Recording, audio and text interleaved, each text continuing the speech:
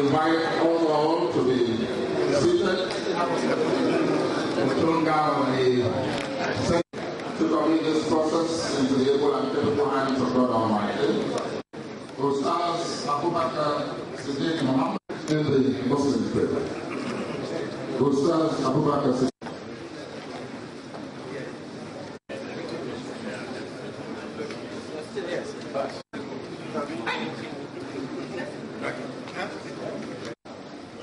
And to Abraham, Ishmael, Isaac, Jacob, and the tribes, and that given to Moses and Jesus, and that given to all prophets of them, and we bow to God, the beneficent, the merciful, Master of the day of judgment. Oh Allah, we commit today's proceedings under your control. Make us act and behave in a way that shall be pleasing unto you. Award ceremony, a harbinger for good living. O Allah, make of us people bowing to your will and our progeny of people bowing to thy will. And show us our places for the celebrations of the David Ganga, to David Ganga, to lead us in prayers. Very much for being a part of this process. It is of leadership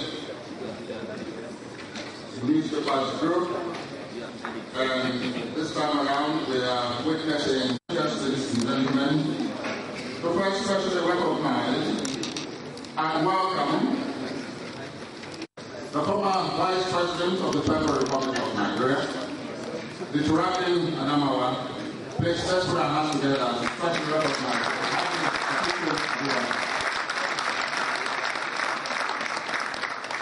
the He has most graciously.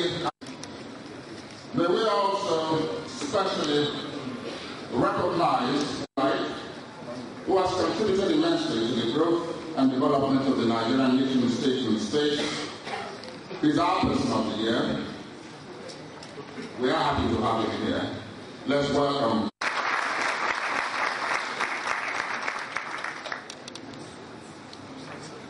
In the Nigerian political space today, he is the Speaker of the Federal House of Representatives. It's good that he has honored us with his most distinguished presence. Let's welcome him.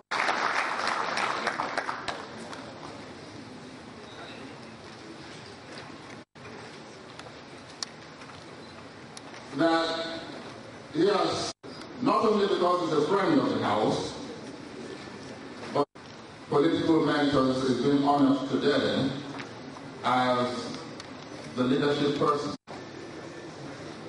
We are also very grateful and for the Black race has deemed it fit to identify with us again today.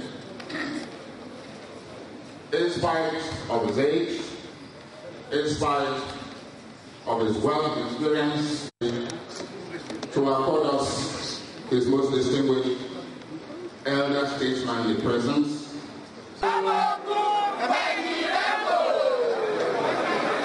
Thank you.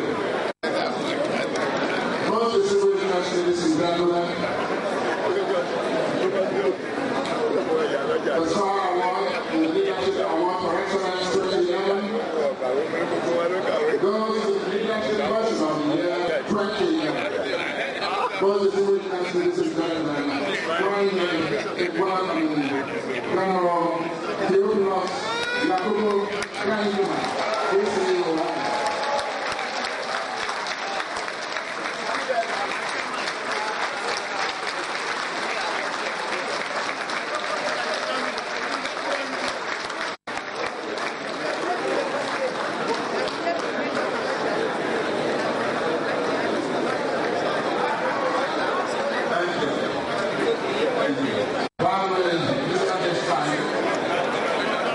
there can be no response to history without effort. Council,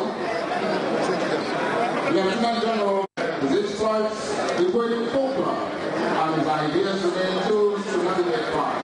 direct action. Born in Kabul, Taraba State on December 9, 1937, Danjuma was educated at Kabul Elementary School from 1950 to 1952.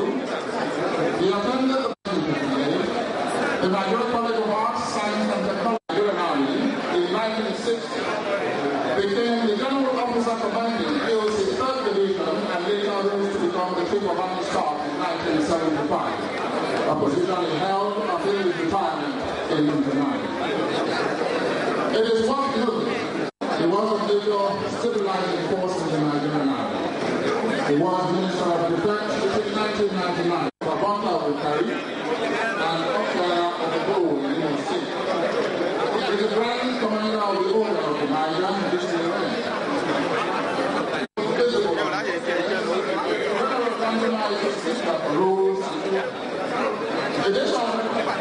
That is the only Nigerian Army officer known to have come here and offered to the head of state and commander-in-chief of the army.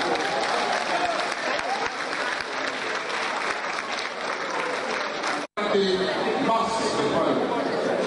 It is worth recalling here that when General Muhammad was still in the 1976 school, all soldiers, including Obasanjo himself, asked him to take over.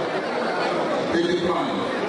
Instead of taking up the nation's leadership, he became head of state.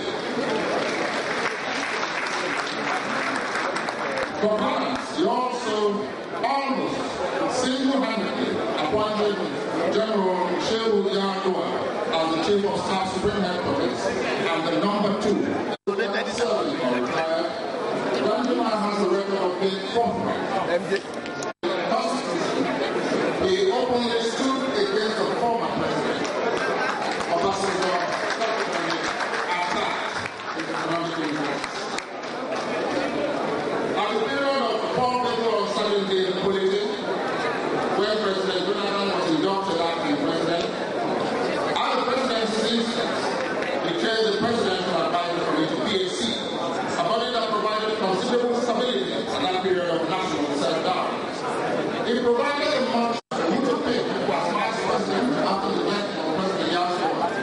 it was the Danjuma that returned. The general, it disbanded the committee, almost the champion of president, who still wanted it. This is unusual in a country like Nigeria, known for its tight politics. After his retirement from the army in 1970, and started building a second career, employing a stern discipline coach in the crucible of the military, he became compelling for $2.3 billion. In all the companies associated with, whether board chairman or member, he has often been invited by people who coveted his sterling qualities. He is disciplined, loyal to friends and family, his support. Outside of his foundation, he has several students on scholarship. He has built a hospital for National State University, a hall for Indian University, a library for Gaita University, and just about offering similar support for Bayero University to more than 30,000 people. The foundation has built groups in Ekiti and Edo states, provided scholarships for more than 100 orphans in Nasarawa State, provided drinking water in Gombe and Taraba states, assisted people living with leprosy in 5 states, provided capacity building in more than 159 a minimum of $5 million, 800 million naira. He enforces discipline. He insists on respect for constitutional authority. In fairness, he discloses the source of his money and actual number of Nigerian to the government's life of investor to the humanitarian project. It is true the 3 options: to leave the money in the bank, which would have been stolen. The last option, because it looks the way services provided by government to the past citizens. Further clarify that the imperative to help solve the myriad of problems is South Atlantic Ocean. It is noteworthy that it was the impressive track record of philanthropy that ultimately culminated in the establishment of the T.Y. Danjuma Foundation. General Danjuma is still very active. ladies and gentlemen, for bringing development arenas by efficiently leveraging society's underprivileged and providing hope in a year defined by blood. General Theophilus, leadership person of the year 2011.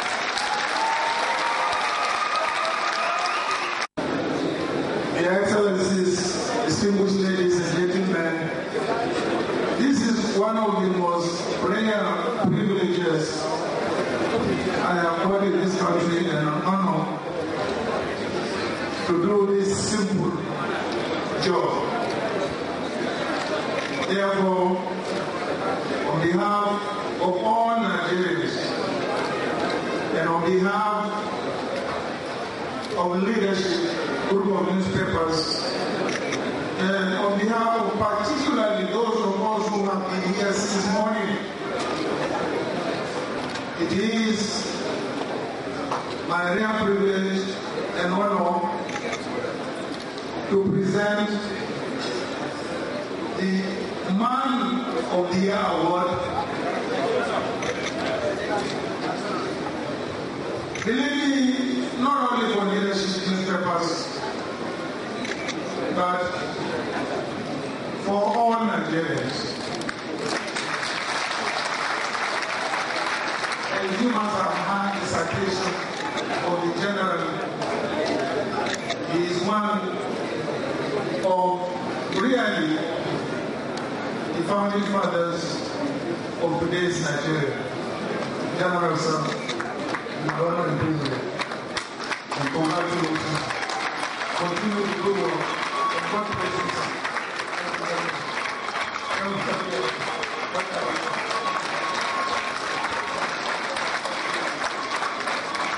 Yeah. Let's go. Come on, man.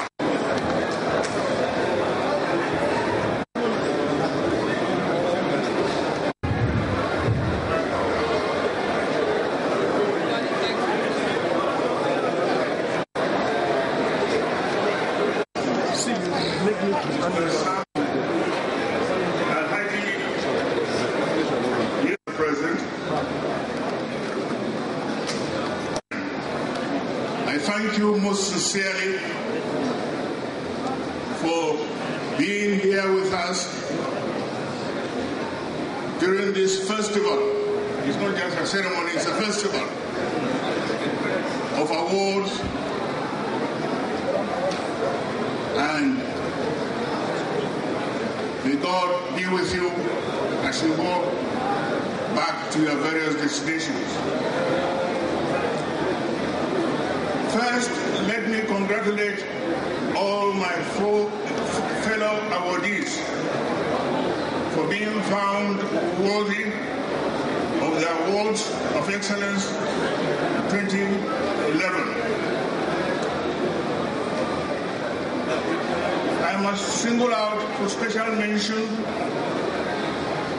the Right Honorable Aminu Waziri Tambuwal, the Grand Master of Disguise,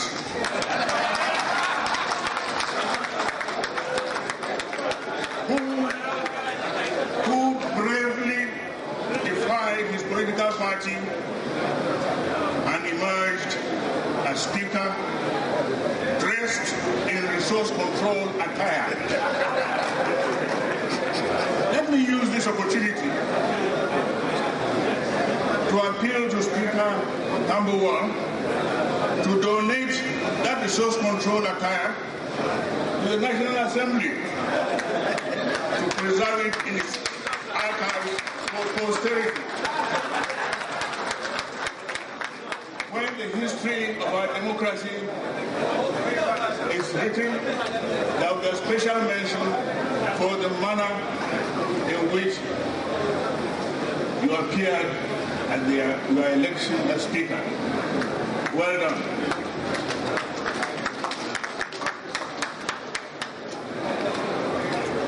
Secondly, I would like to express my profound gratitude to the leadership board of editors who, after an quote, sifting through the dour arena stroke governance, business, academia, arts, sports, and others, settled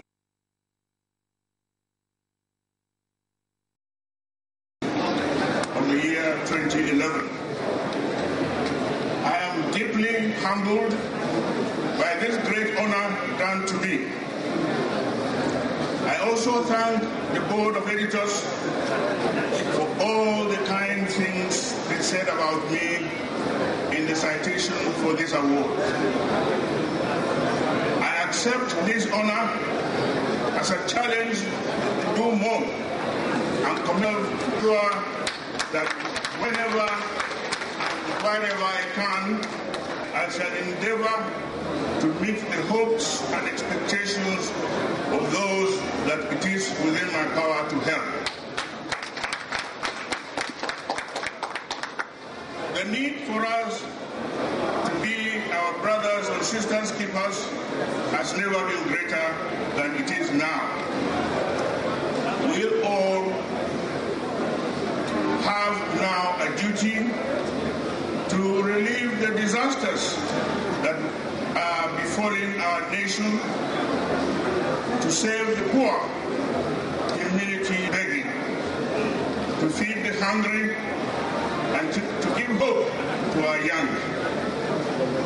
I do not know of any other method by which we can help each other and show kindness and compassion than treating. I agree with the leadership board of editors that philanthropy is alien and rare in nature. In the whole of Africa, philanthropy is the exclusive result of foreign donors. Ford Foundation has been operating in Nigeria since the early 1960s. Actually, my first foray in philanthropy was in 1996 when an NGO called MITOSAT, which stands for Mission to Save the Helpless, approached me for a donation of a second-hand 4x4 vehicle for the distribution of free drugs to fight river blindness in Calabar State. That NGO did that after several months of unfulfilled promises from the state government, despite the fact that the then governor came from the most endemic local government area of the state. I donated the vehicle and later joined the board as a patron and one of the financiers of the NGO. Today I am the grand patron of MITOSAT, and my contribution in the fight against river blindness and other neglected tropical diseases such as elephantiasis, bilharzia, leprosy, etc., was rewarded by an award from the World Bank early this year. Those who are unfortunately poorer than we are. Our country faces enormous social challenges, ranging from poverty to failed educational and healthcare systems. It is obvious that government does not have all the answers. Our society is too unequal, unstable, and unsustainable. We need more donors in the field of philanthropy. We all have one thing or another to give. There is no one so poor in our society as not to have something to give. Those who give words of encouragement, inspiration and guidance do as much as those who give money. I say the same thing of those who give their spare time, their surplus mental and physical energy, their art, skill, or talent, their ideas, their imagination, their ability to organize, and their gift of leadership. All of us can give appreciation, kindness, interest, loyalty, understanding, encouragement, tolerance, and a score of other little portions of ourselves.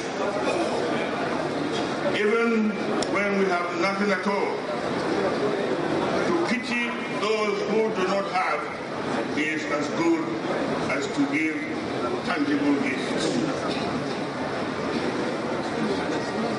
The greatest threat to our stability as a nation is our refusal as individuals and communities to aid one another. We must share our thoughts with one another.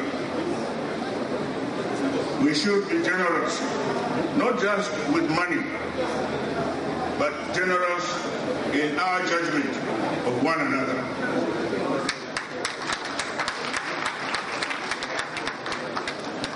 In a nation that is becoming increasingly divided, one of the ways by which we can bind ourselves together is by giving to one another. As communities, we cannot get friendship and affection unless we first give it. If we are going to rid our country of one poison of selfishness, we must, as individuals and communities, begin to assist one another.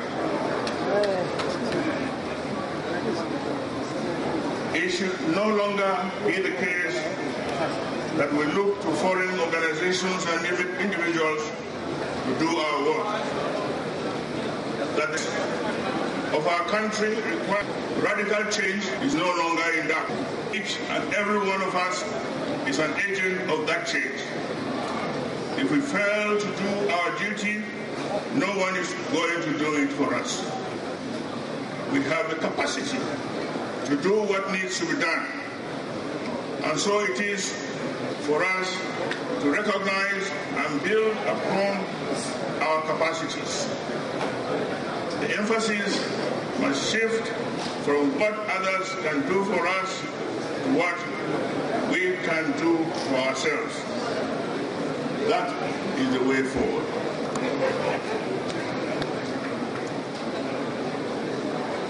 Nonetheless, I thank all those foreign organizations and individuals that have so far rendered and continue to render such tremendous assistance to poor Africa.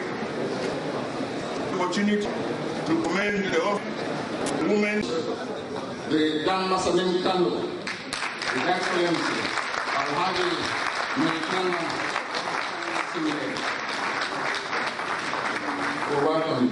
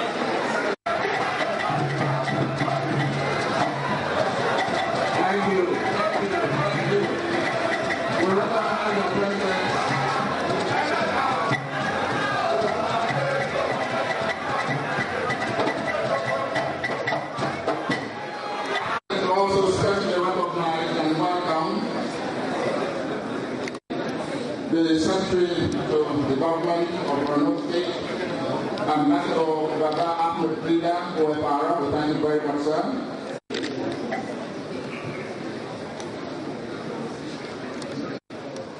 Our most distinguished award recipients, Your Excellency also recognize some of our other distinguished guests, royal fathers who are here, of our most distinguished invited guests, to welcome the chairman and also invite him to welcome us all properly to this event.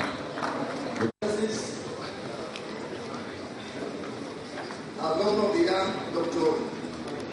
Fayemi, and the Governor of Kerala State, Dr. Sundai, who has come to support our Man of the Year.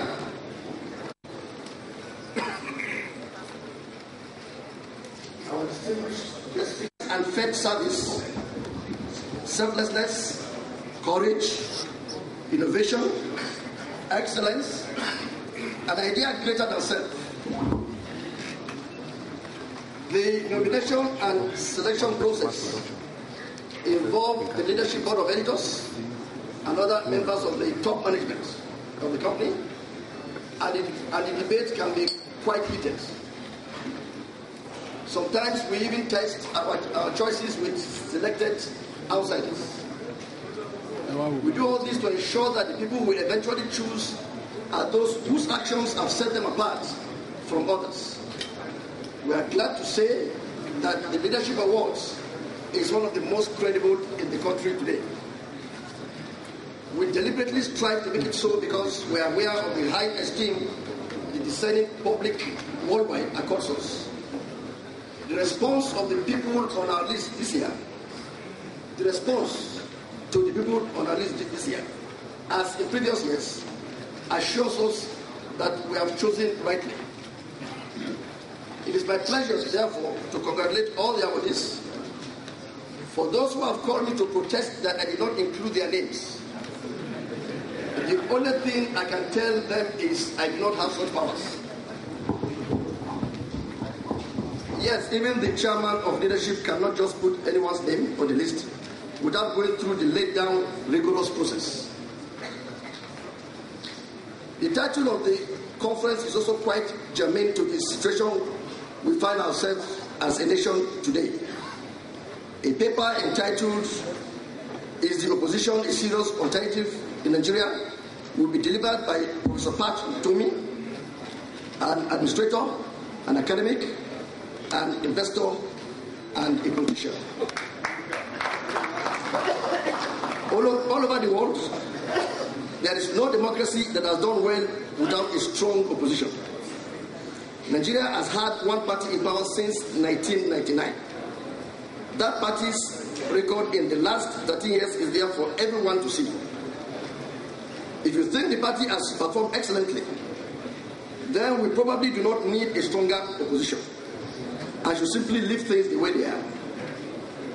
But if you are among the majority of Nigerians who think the nation is adrift and has been badly managed, then the topic is worth discussing. If the current opposition godfathers in Nigeria do not quickly come together before the end of this year and give Nigerians an alternative platform to hope for, they too will lose the relevance with the people. In the developed democracies of the world, power often changes hands between two major parties or tendencies. It is not enough for the opposition in Nigeria to continue to complain of being rigged up. The problem of the opposition here is a lack of unity. No interest group ever achieves anything anywhere without unity. The opposition cannot behave the same way as the ruling party and expect to be considered an alternative. I'm sure this discussion will continue even within the ruling party of the country. Once more, I welcome you all to this event and hope we will all live here recharged. Leadership for God and country as always. Thank you very much.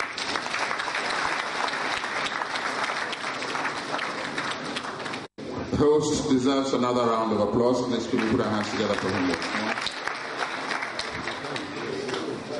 and also in the same breath recognize the presence of the representative of one of our award recipients. Ladies and gentlemen, at this point, before we invite our chairman for some remarks, to first appeal to our distinguished invited guests on the aisle to please find some clear the aisle. Usher to please ensure that that is done. And the security details also, I know you want to be by the buses, but you can also dissolve somehow. The ladies carrying the Osun State arrangement, the access to the hall. Please complete with you. Try to find some place in there. If it is necessary that we expand the boundaries of this hall, we'll do so. Please, thank you. And so, Mr. Chairman, distinguished guests, ladies and gentlemen, permit me to recognize the presence of Her Excellency, the Deputy Governor of the State of Nigeria, Mrs. Fumilayo Olayinka. Thank you very much, ma'am, for obliging us with the presence. May we also especially recognize the presence of the wife of the Governor of the State, Fayemi. Thank you very much. Other members of the State Special Delegation of the Middle Belt Forum that is here. Thank you all very much. And so we especially recognize the presence of Professor Jerry Ghana, CON. Thank you and welcome. Middle Belt Forum, Mr. John Kaya. Thank you also for joining us. As we do so, may we also especially recognize the President, very much Honorable Minister of State for Power, for being a part of this process. Here, thank you very much for being a part of this. Engineer Chief William Kitchener, we thank you. Committee on Information Business, you're welcome. Thank you, sir, for obliging us with your presence. Thank you, sir.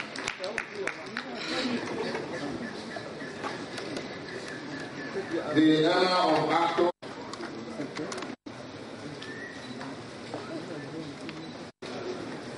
Honorable, there's also an Otumba to Dino Melaye. Thank you also for your presence here this morning. We welcome you once more. Thank you very much, sir. It's a long list. There is another one here, but at this point we'll take a pause and invite our most distinguished chairman. Let's welcome His Excellency, the Turani Adamawa Alhaji Atiku.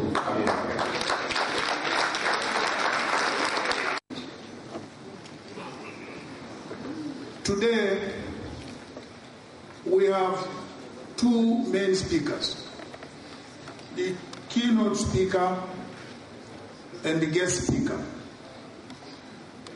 But I want to seize the opportunity as the chairman of this great occasion to make some remarks. And those remarks are intended to generate debate within this country.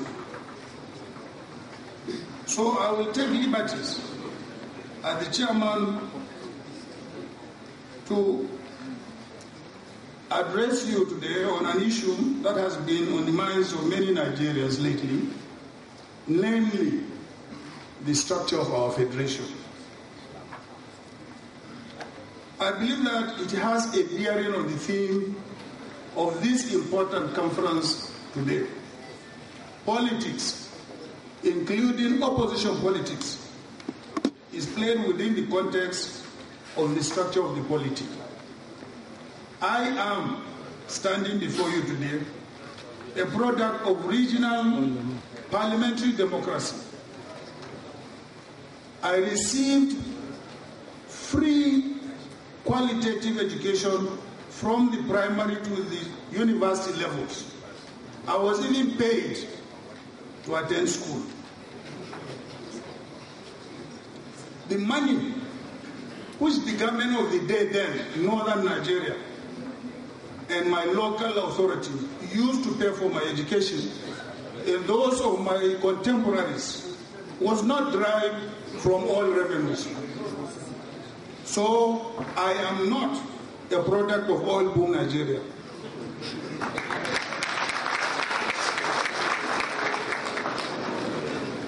I followed a recent debate on the internet between some American professors and some intellectuals from Niger Delta and the Northerner.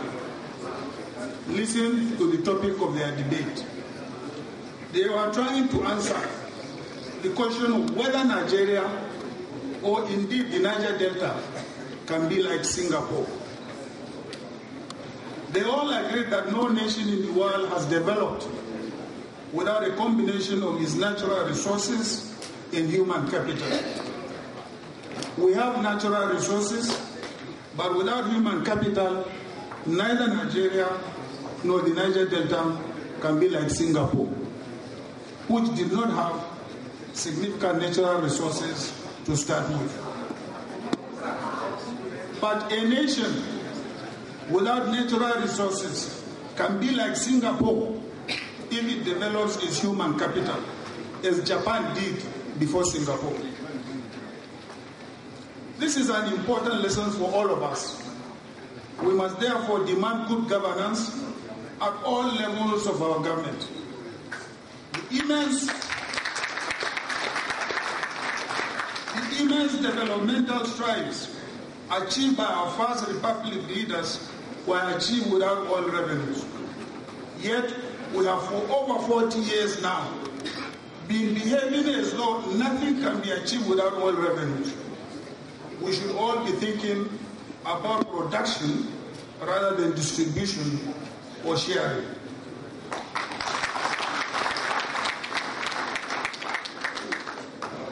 Your Excellencies, distinguished ladies and gentlemen, I do not know of any country in the world that has developed just by its leaders gathering in their state capital every month to share revenues from rent. During the 1994-95 Constitutional Conference, some of us argued that such organs as ministries of education, health, agriculture, and sports were unnecessary. We reasoned that their responsibility should be devolved to the states and local governments. At best, the federal government should establish standards and regulatory bodies and give grants to states that conform to them. This proposal was not adopted by the Constitutional Conference, so the current structure was retained. Why should we be talking of federal roads and federal secondary schools, for God's sake? Decentralization is not an invitation to the breakup of the country, and national unity should not continue to be confused with unitarism and concentration of power and resources at the federal level. Of course, I am aware that some of the main beneficiaries of our otherwise regional parliamentary democracy have been hiding behind a call for restructuring to push for the breakup of the country because of their proximity to a finite natural resource and transient political power. One of the consequences of excessive centralization and the military rule that facilitated it is that the Nigerian president today is the most powerful president in the world, believe it or not. This is because he could literally unleash all security agencies on an individual or organization, undermine the National Assembly, and turn the judiciary into an almost pro-government and conformist organ. This is not in the realm of speculation. It has been happening in this country. In due attention to it, when I was in office as vice president and was having a political face-off with my boss, it is not healthy for democracy and must be changed. I also want to recall that during the 1994-95 Constitutional Conference, Dr. Alex Fayemi, GCOM, the Second Republic Vice President of this federation, introduced and canvassed for the concept of geopolitical zones. I was among those who opposed it because women coming from the Fang Republic of wanted to break up the country again. And to realize that I should have supported him.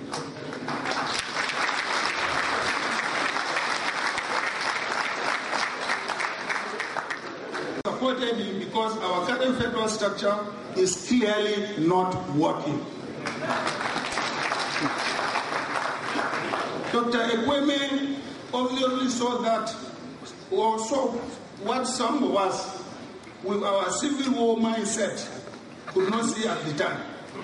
There is indeed too much concentration of power and resources at the center. And it is stifling our march to true greatness as a nation and threatening our unity because of all the abuses, inefficiencies, massive corruption, and reactive tensions that it has been generating. There is need, therefore, to review the structure of the Nigerian Federation, preferably along the basis of the current 6 geopolitical zones as regions, the states as provinces. The existing state structure may not suffice, and the states are too weak materially and politically to provide what is needed for good governance. In the same vein, I see nothing wrong with the establishment of state police by the states that want them. As long as it can be insulated from and is independent of the state or regional government, the argument that governors will abuse state police is rather specious. Should we abolish the Nigerian police because it is often abused by those in power at the federal level? Should we abolish the state treasuries because governors abuse them? And should we also abolish local governments for the same reason? No. We should, as a people, struggle for and put in place institutional safeguards against abuse of power by those in power at all levels. We have a chance now to put many of those safeguards in a new constitution. Gladly and happily, the Speaker is listening to me. And as is typical with working federations around the world, state flag or anthem should not get us overly excited. I came from former northern Nigeria. We had a flag, we had a coat of arms, and that did not stop the federation from working. Why should you disturb yourself because the state has adopted a flag and an anthem? Good luck.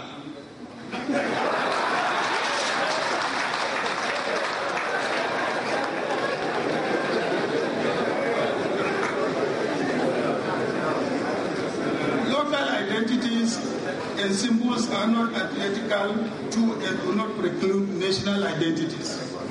I, for one, I am a proud son of Adamawa, a proud northerner, and I am a proud citizen of Nigeria.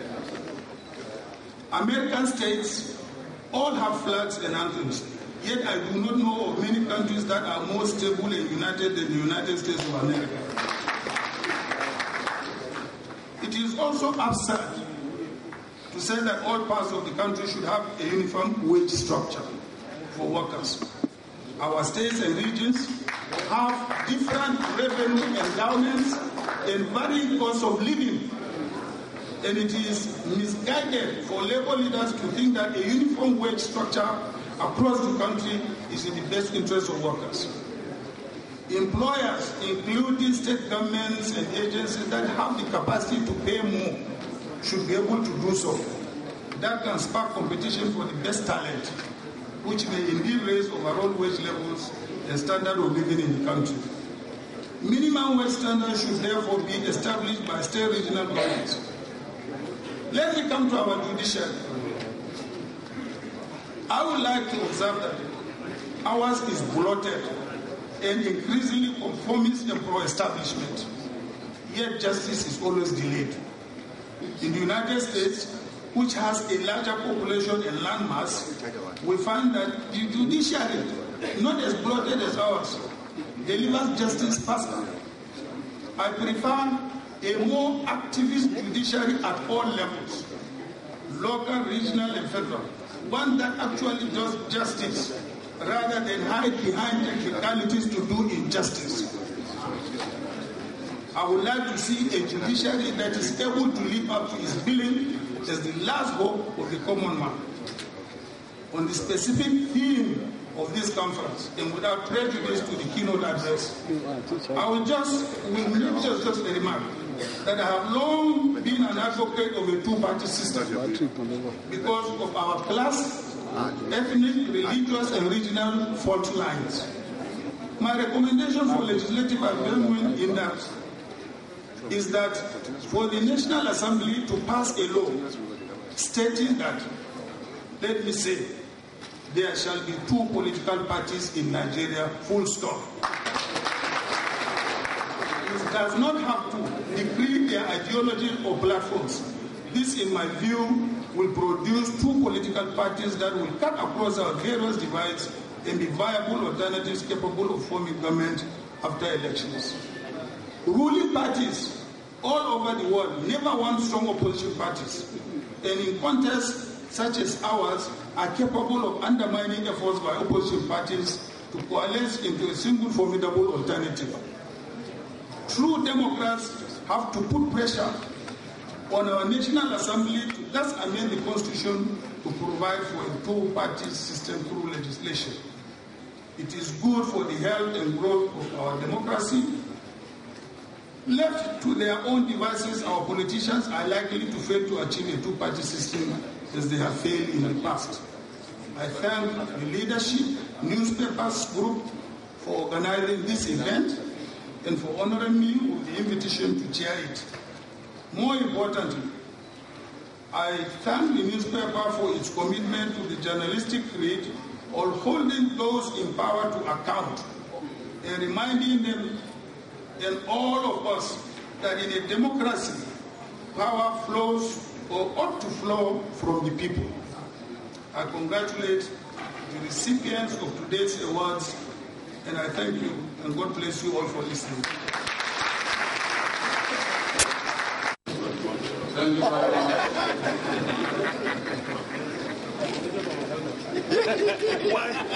Former Vice President of the Federal Republic of Nigeria, Suraki Adamawa.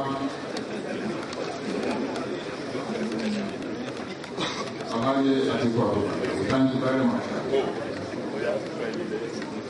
May I, Mr. Chairman, also welcome and especially recognize the presence of the former governor of Osun State, then it was Osun State, not State, TVPC, Akonde, who is national chairman of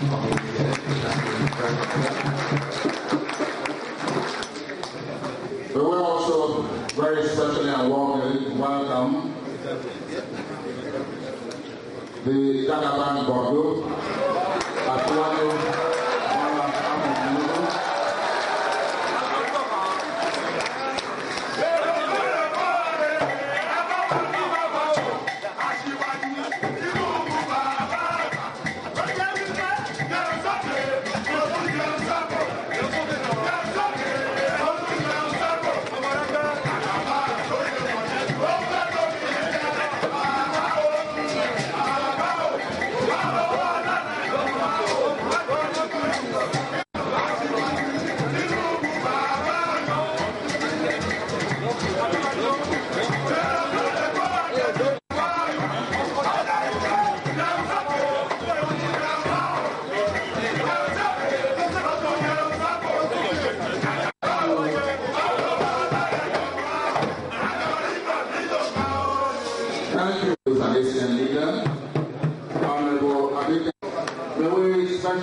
recognize and welcome the Southern Sudan of Borno.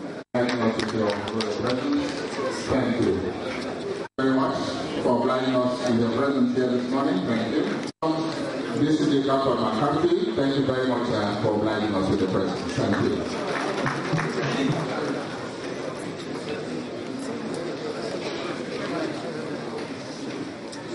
Permit me to also recognize the presence to welcome you.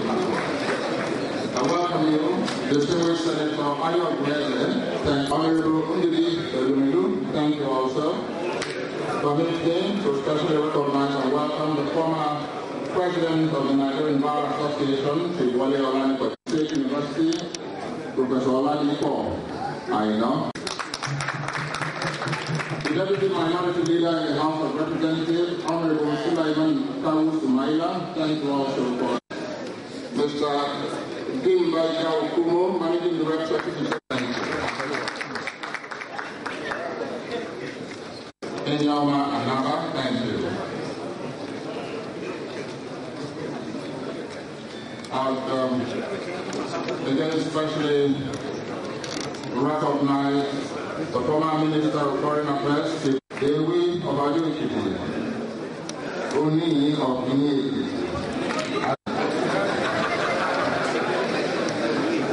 Police don't define it. And the other real fathers who come from Ekiti say, Allah in your speech. Present what I have to the board.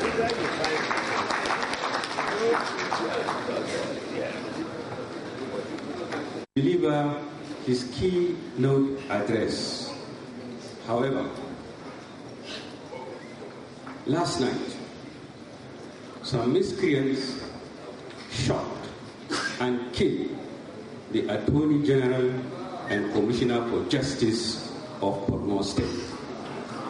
So he has to rush back and has left me behind to deliver his keynote address. And before I do that, and I'm very serious about what I'm saying, any political party, whether ruling or in opposition, must wake up to its responsibilities. Unless you maintain security in this country, unless you take security as a national issue and not confined to any locality, there will be no Nigerians to vote for any political party. So, please, let us look at the issue of insecurity seriously. Distinguished ladies and gentlemen, I hereby present my paper. Like a young author, Henry Edberg captured it. One of the more fascinating topics of life is the leaders of history and how they shaped the world. All through the history of our country, the Nigerian media has played a leading role in helping to fashion out solutions at critical points of our national development. The media was central to the development of anti-colonial consciousness and the building of nationalism. We all know that some of our greatest nationalists were also reputable journalists.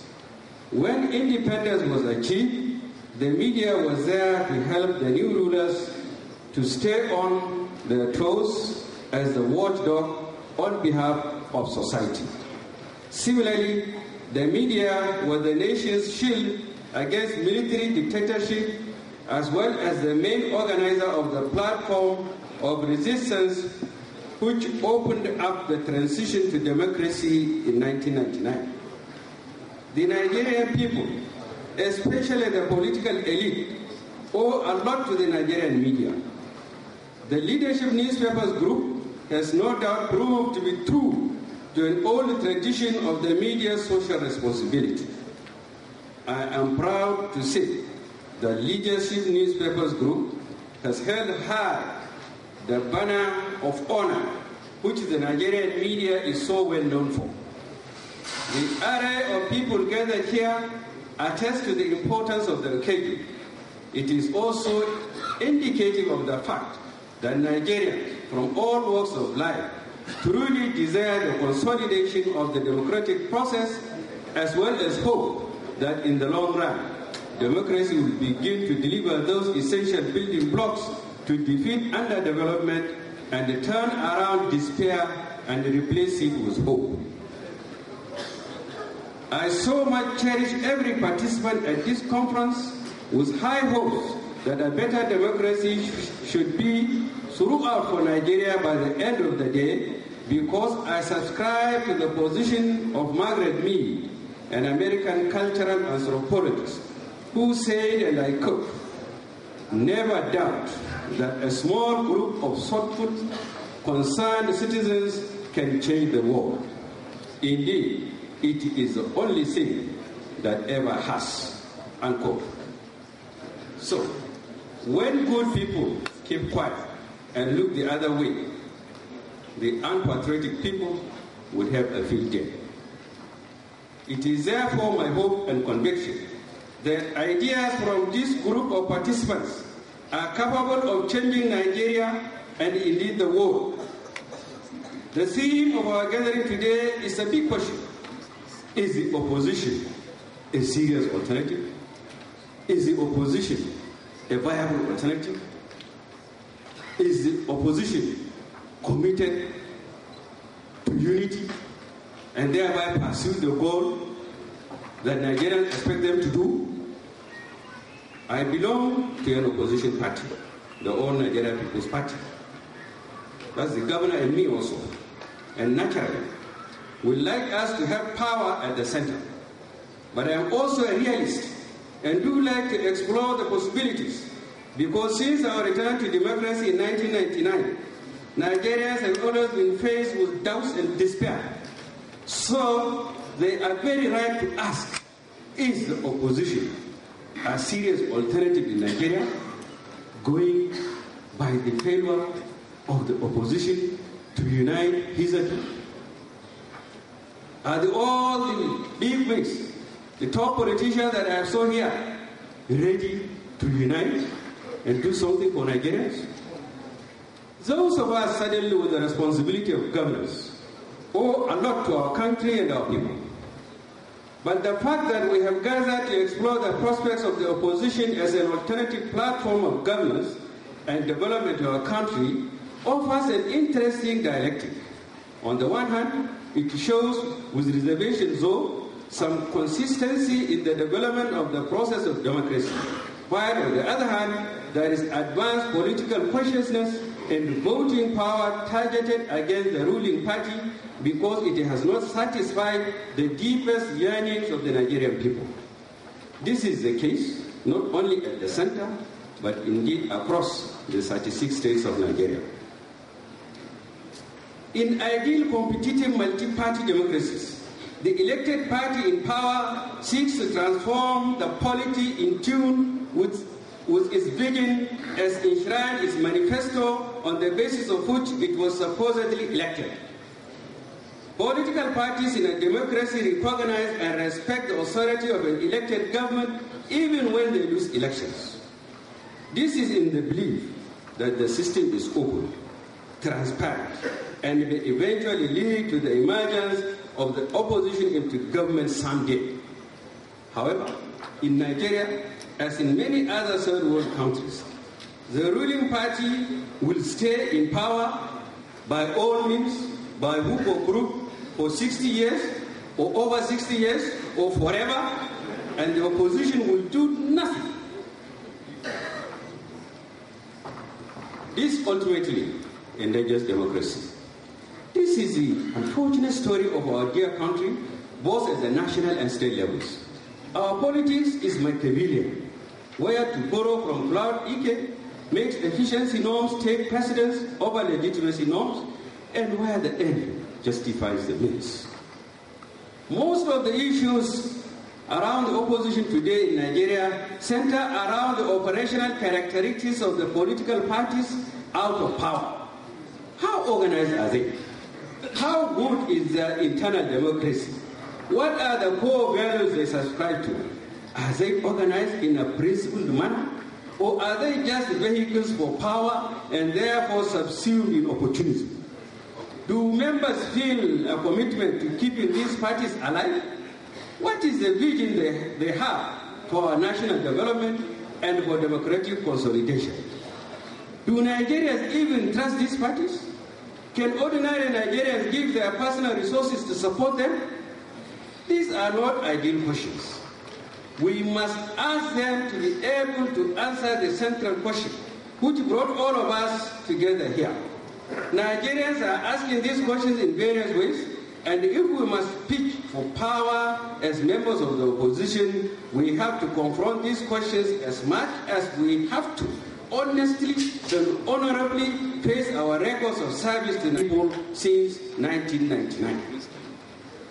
In Nigeria, we also ended a very long period of military dictatorship with the 1999 transition to civil rule on the back of parties that were hurriedly put together by members of the nation's political elite. The original six were PDP, APP, and AD, and these have taken all kinds of twists and turns in the past 13 years. And as the crisis situation has built up, some of these parties bred factions, while newer parties have also emerged. What marks these parties is the incredible similarity, not only in their programs, but the manner in which members have, through a revolving door, from one to the other. They kept moving through a revolving door from one party to the other. There are no ideological issues held dear by them. Inner party democracy hardly exists. The parties are generally just vehicles of access to power. And because they do not have very grand visions, they have not been able to galvanize the Nigerian people in a grand narrative of development and patriotic exertion. The fact that members of the political elite seem to have regularly behaved in the same manner, especially in their excesses, meant that there was often little to choose between the political parties. Internal democracy is no doubt a yardstick for measuring the sincerity of a party's public ideology, and where a party falls short of it, or it is perceived to have fallen short, anyone would be right to ask fundamental questions. In the build-up to the 2007 and 2011 elections, virtually all the key political parties were guilty of failures of internal democracy. My party, the ANPP, was accused of either imposing or wrongly substituting candidates, with the result being a long pre-election and post-election litigation on the governorship tickets of Yobe, Kaduna, Kano, etc. The CPC, which is about 2 or 3 years old, was accused of wrongly substituting governorship candidates in Kano, Katsina, and Taraba.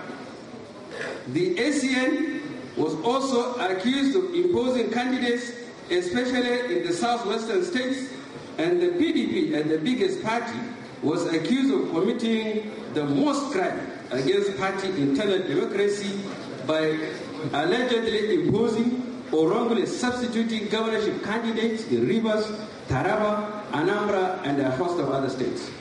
These crimes were known because they involved governorship seats, on which those affected ran to the media. One can therefore imagine those that may have been silenced not by persuasion and political negotiation, but by the instrumentality of power. Though all the parties seem to be guilty at different degrees, most of the feeling of discontent brewing in the country have largely and rightly, I must say, been directed at the ruling PDP at the center, largely because of the size of the party, the number of seats it controls in parliament, as well as the number of states under its control, for the obvious reasons that there is lethal hunger, brutal insecurity, fatal unemployment, crippled education, substandard health care, and what have you. The list is long, and successive leaders share the blame. Our winner-takes-all system has contributed to this depth of frustration which we are talking about. Since 1999, therefore, the nation's democratic process has largely been a tale of unfulfilled hopes and the increasing exasperation of the majority of the Nigerian people, manifesting in all manner, including, as we have seen in Borno, Yobe, Kano, Kogi, Kaduna, with the Boko Haram insurgency, which is one of the most tragic examples of disconnect between we as political elites and the majority of our young population today. There are two related dangers which we must deal with in the country. One is the build-up of anger against the ruling party at the center since 1999, and related is the danger of rejection of the entire political process and political class in this democratic project. These dangers are so palpable and interrelated that it is in the interest of the nation's entire political elite to find ways to salvage its reputation through a better record of politicking and governance. In my view, this is the reason why effort is being made at various levels to build a new platform of the opposition parties in preparation for the 2015 elections, even though it is my considered opinion that we should channel our energy towards addressing the security situation so that the electors can be alive up to 2015. Yes, they have to be there to vote for you. ACN and CPC are said to be in talks. ABGA, maybe that of Anambra alone, for now, seems to have adopted the PDP already, while ANPP is also exploring alliances. But in truth, is the opposition able to provide an alternative platform to convey the feelings and hope of the Nigerian people for improved service delivery, the consolidation of democracy, and to reduce the corruption in the political system? Can the opposition do things in a better way than what has been the case since 1999? What is the nature of the vision which derives the effort at merger between the opposition parties? Will they be any better than the vehicle of power that parties have been since 1999? What will they do that will be new, original, and progressive? The questions are almost endless. But then, democracy, far bigger than the resources, firepowers, and machinery of government at the disposal of the ruling party.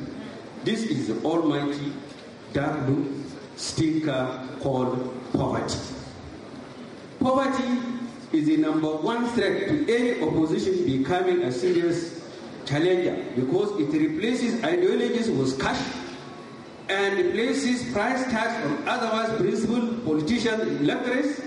And this situation that makes both for the highest bidder and some otherwise patriotic election umpires are forced by fatal economic realities to act against their conscience, to enhance a political party they so much hate, whether at the federal or state levels. We must make conscious effort to fight poverty. We are all guilty as leaders, both past and present, and also as elites. We must be our brothers' keepers, especially in our access to resources of the nation, so long as we regard ourselves as units of a federation called Nigeria. It is no exclusive fault of current leaders in the Niger Delta that we now have what is appearing like a one country, two nation state, owing to what goes to them and what comes to us. It is also not the exclusive fault of the President and the federal government. It is our collective fault that we, over the years, agitated, accepted, supported, or pretended to ignore a system that created distinction that is capable of breeding hatred among the united Nigerian geopolitical population. Recently, we paid a visit to the Republic of Germany. Our 6 governors of Nigeria were there. I was privileged to be there. Since the unification of Western and Eastern Germany, the resources in the West was deployed to develop the East, such that East Germany is today like more developed in terms of road infrastructure, buildings, and other economic activities, so that the country is now united and they are like their brothers keepers. We expect in Nigeria that if you're in Akwa Ibom or Bayelsa, please remember that the people of Borno are your Nigerian brothers, and you need to deploy your resources.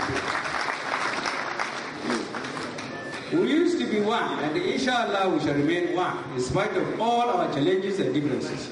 But let it be known that there is life beyond the resources around our shores and lands. Every Kuwait has its own Iraq. Every Bayelsa has its own Abia. Every Akwa Ibom has its own Cross River. We should learn to accommodate each other What our beloved Bayelsa, with a population of not more than Dala local government in Kano State, gets in 1 month is what all the 6 states in the northeast put together with a combined population of over 20 million get in 3 months. The same statistics can be replicated in some parts of the southeast and southwest. More than the economic features, the gap of allocation along the lines of oil deposits has made many societies begin to develop desperate interest in the struggle to join oil-producing areas, almost to the point of bringing states into boundary disagreement, which I hope will be amicably resolved so that it doesn't get violent between border residents. There has to be some equity, some fairness, so that people will have a sense of belonging. Else we keep expanding gaps that we may in future have more reasons to see to close. Let's look at lives after all, if not for the sake of ourselves, at least for our children and grandchildren, during whose lifetime something else largely deposited in any part of the country may become the new bride, and on whose exchange the nation may make another mistake of having solely rely upon. Poverty is everywhere in Nigeria. Even in the Niger Delta, there is poverty. But it is endemic in the northeast zone in particular. And I say to everyone that the answer for us is agriculture. Return to agriculture and solid minerals to create and spread wealth and make our electorates and empires principled and less vulnerable to undue influence. I am a member of the opposition and naturally would like a change which allows us to have power at the center. I believe that we can change many things for the better. If we are voted into power, yes, we can do it. However, we must also think in terms of a grand vision of national development, superior to what has hitherto been on offer. The opposition must show in action, in its programs, and in conduct on the affairs of our platforms that we can become the alternative which Nigeria yearns for, and not another largest party in Africa. It is not even given that these efforts will reach fruition, as we have seen with previous attempts, either at forging electoral alliances or forging mergers. In a lot of instances, the very tall ego of politicians and their personal ambitions have stayed in the way of the effort to achieve meaningful realignment of platforms.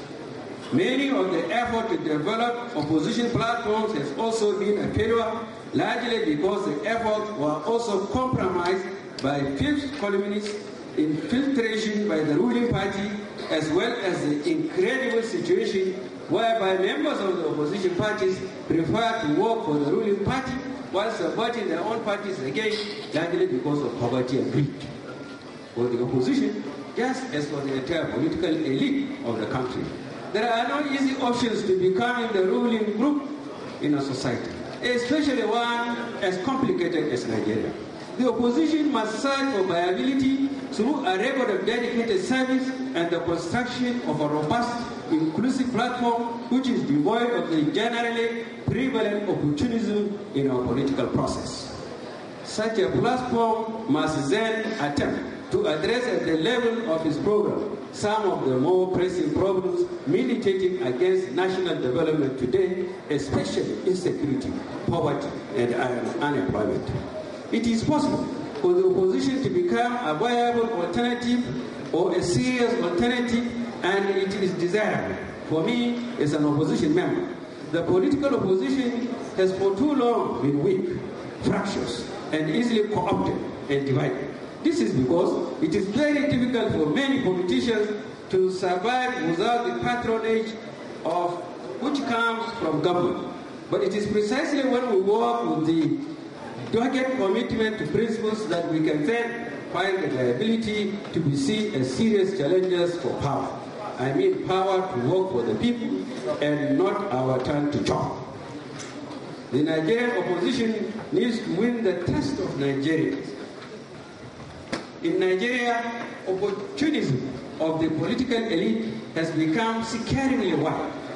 To make matters worse, Some are forced to lose it owing to lack of internal democracy, in which the mandate of a popular aspirant in the primaries is expressly handed out to his bitter opponent. These explain why some persons are members of a party in the morning and those of another at night. With this track, you may be searching too much to find what differentiates the ruling and opposition parties. The danger which